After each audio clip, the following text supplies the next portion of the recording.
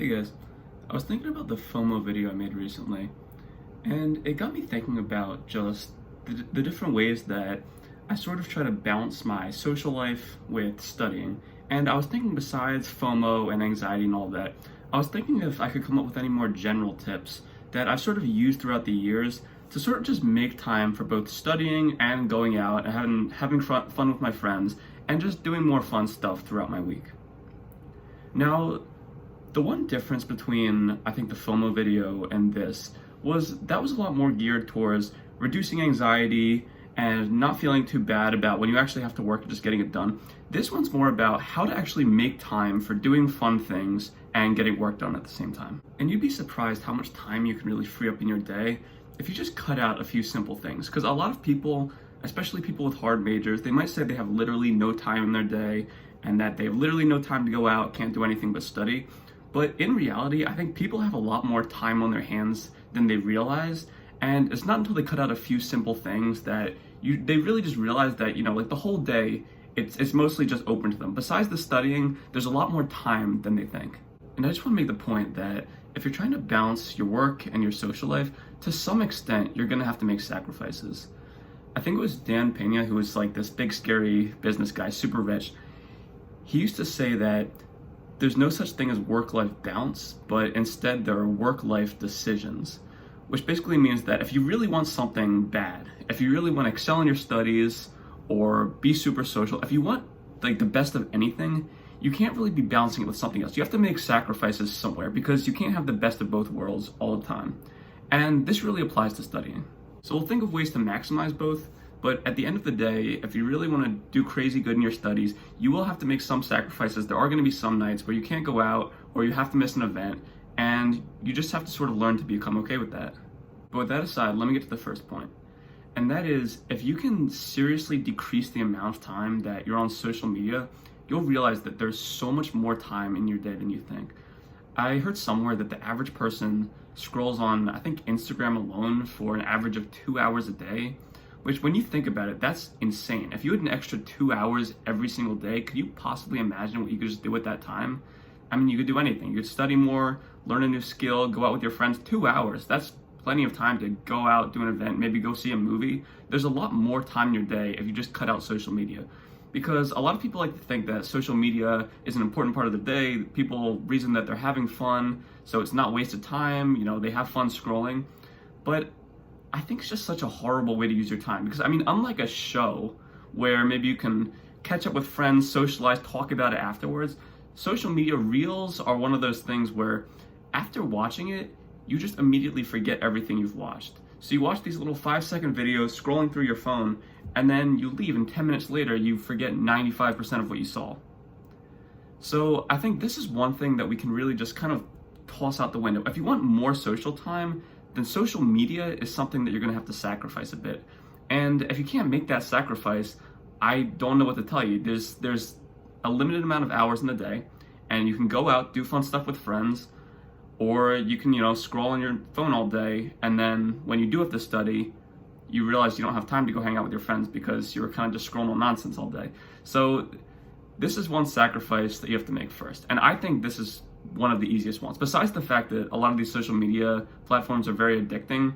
So understandably, it might be a little tricky to cut down on your time at first. But if it's between hanging out with your friends, being social, doing new things, and spending hours a day scrolling on your phone, I think this is the first and one of the easiest ways we can just open up new time in our day. And now I think a really helpful tip when it actually comes to studying and just freeing up time to go hang out with your friends is you want to realize that when you're studying, you really want to minimize the time that you actually have to study. A lot of people like associating the amount of time they study with how productive they're being or how much they understand the material.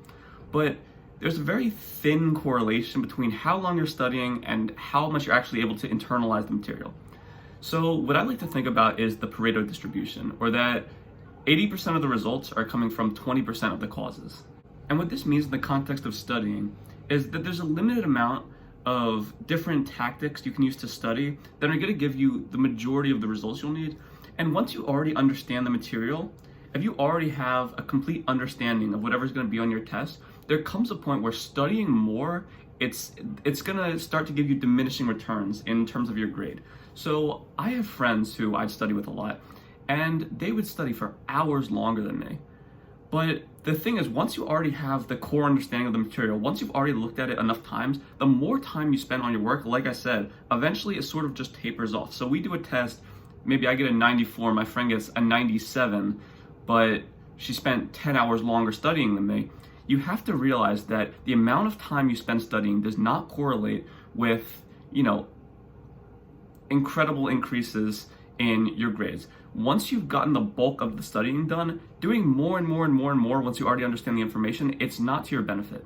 Focus on the main points of whatever you're studying, find a good way to study for them, whether that's reviewing the slides, talking about it with a friend. Once you already understand the information, there's no sense in then going and trying to find other ways to memorize the same information. So for example, if I've already reviewed the slides and I already have an understanding of the information, there's no sense in then thinking to myself, I need to study more, I haven't studied enough hours, therefore I'll make a bunch of flashcards and just keep looking at the definitions. It's diminishing returns. You already understand the information. At that point, that's when you start to free up hours and go out and do other things with your friends. Because if you've studied enough, if you can acknowledge to yourself that you already understand the information, studying longer is going to give you minimal returns back in terms of your grades. So you understand the information, go out, have some fun, free up those hours in your day, and sort of get used to overcoming that anxiety of having not studied enough. Because I know a lot of people, they might feel anxious that they're not doing enough if they haven't spent hours and hours studying. Once you understand everything, once you have a general understanding and you're constantly getting answers right in practice problems or whatever else, you know the information, use the rest of that time to go out and do fun stuff. There's no medal of honor for spending excessive hours just going over information you already know. It's not useful. And then my final point that I've mentioned before is one cheat code for balancing your work and your social life is that if you surround yourself with a group of people who are also very busy and very work focused and determined, then when you guys work together, your study sessions are going to feel more like hangouts. And this is super useful because sometimes you're just not going to have time to go out and party and do whatever else. So you have to make whatever work time you have feel a bit more fun and enjoyable.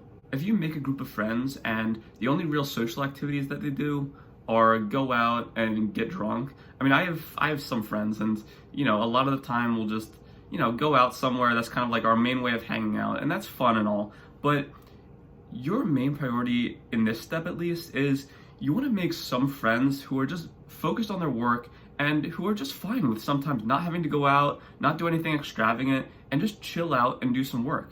Because if your entire friend group is always just going out, then it's going to be very, very difficult to overcome that FOMO. Because if all the people you know are going out and having fun, and you're sat there alone working, you can feel very left out at times. But if your main friend group, if everyone you hang out with, if they're also just on their work, if they're all focused, then you don't really feel that same sense of missing out. And you might even feel like you're having more fun just chilling with the people you love, hanging out, doing some work, and sort of getting that balance of both in.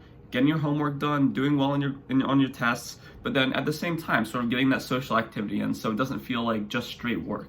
Now, just to summarize what we've talked about, the 3 ways to open up the most time in your day for social activity are: 1, get off of social media. If you can get off entirely, that would be amazing. If not, just try cutting it down a little, because those are hours in your day that you don't get back that you could easily open up for more social activity.